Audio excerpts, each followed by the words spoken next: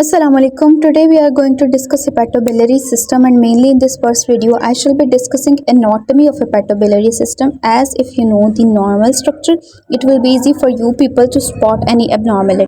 First of all, I will be showing you some pictures from my side, and after that we will also have a brief review of all this from the systemic surgery book of Abdul Wahab Dogar, that is also your reference book. I will try my best inshallah to cover all the points written in this book, but at the end of this video I will show you this picture again. Okay ये anatomy mainly आपके ऐसे queues में नहीं आती होती, तो ये MCQs के लिए है, लेकिन एनाटॉमी के बगैर आप कुछ भी नहीं पढ़ सकते, ना फिजियोलॉजी ना फिजियोलॉजी पढ़ सकते हो, ना पैथोलॉजी को समझ सकते हो, और फिर सर्जरी तो बिल्कुल ही नहीं समझ सकते. So let's just start it.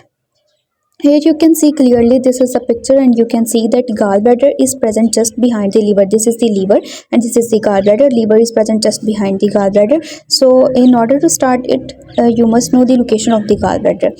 And I say that if you know the location of the liver, then you people also know the location of the gallbladder. Yes. If you divide the abdomen into the four quadrants, like these are the four quadrants, this is right upper quadrant, this is left upper quadrant, this is right lower quadrant, this is left lower quadrant. So you all people know that liver is present in the right upper quadrant. So your gallbladder is also present in the right upper quadrant. Yes. After that, you must know the structure of these all the ducts and the gallbladder. Mainly our concern here is the gallbladder. Liver has got a separate chapter in your book, so we will be discussing its anatomy and other things relevant to it in that portion. But now just consider that this is the gallbladder. Okay, this is the gallbladder and it has been divided into three portions. This is the fundus, this is the body, and after that just comes the neck, and the duct coming from the gallbladder is this cystic duct, right? You know that our liver's function is to form the bile. Liver का function क्या होता है? Bile को बनाना. And we need some system, we need transport system to transport the bile from the liver into the gastrointestinal system, right? हमें कोई ना कोई transport system चाहिए कि लीवर से बनाया हुआ बाइल उठा के हम गैस्ट्रो इंटेस्टाइनल सिस्टम के अंदर भेज सकें या आपकी स्मॉल इंटेस्टाइन के अंदर भेज सकें, because the function of your bile is to digest and absorb the lipids, and you know that absorption etcetera all these things are going to be done in your small intestine. So there is the need of the bile to in your small intestine, right? Okay, so just let's try to understand the hepatobiliary system. Your liver has been divided into various segments. Anatomically, it is divided into various segments, and the bile which has been formed in different portions of the liver is gathered all together by various ducts coming from these segments, right? Various ducts जो कि आपके different segments, liver के different segments से आ रही हैं, bile लेकर आ रही हैं, वो join होती हैं, and they together form the two major ducts. And these two major ducts are what? These two major ducts are right hepatic duct and left hepatic duct, and these two ducts together form the common hepatic duct, and together with this common hepatic duct joins the cystic duct from the gallbladder and forms the common bile duct. Right hepatic duct, left hepatic duct.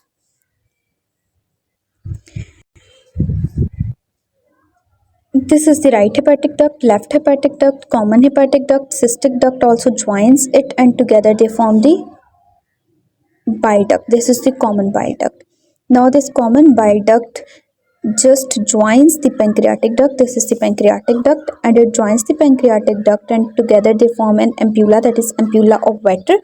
And if I draw the duodenum, this is the duodenum, first part, second part, third part, and this ampulla of Vater actually opens in the second part of the duodenum, right? You can see here clearly in this picture that this is right hepatic duct, left hepatic duct, common hepatic duct, cystic duct, common bile duct, common bile duct. Now common bile duct is divided into three portions mainly. If this is the common bile duct coming here joining the pancreatic duct and forming an ampulla of Vater, but this is divided into some portions let me tell you those portions. The portion of the common bile duct that is present just above the duodenum is the supraduodenal portion, and the portion which is present just behind the duodenum is the retroduodenal portion, and the portion that is this is the here is the pancreas, and a small portion of it is passing through the pancreas, so this is the intrapancreatic portion. So ये तीन portions आपकी common bile duct के होते हैं. I hope so this will be clear now. Two more things that are also mentioned in your book, and I also want to mention them here. Number one is the Hartmann's pouch. This is actually a diverticulum that can occur near the neck of the gallbladder. This is rarest congenital anomaly of the gallbladder, not present in all the persons, but this is rarest congenital anomaly.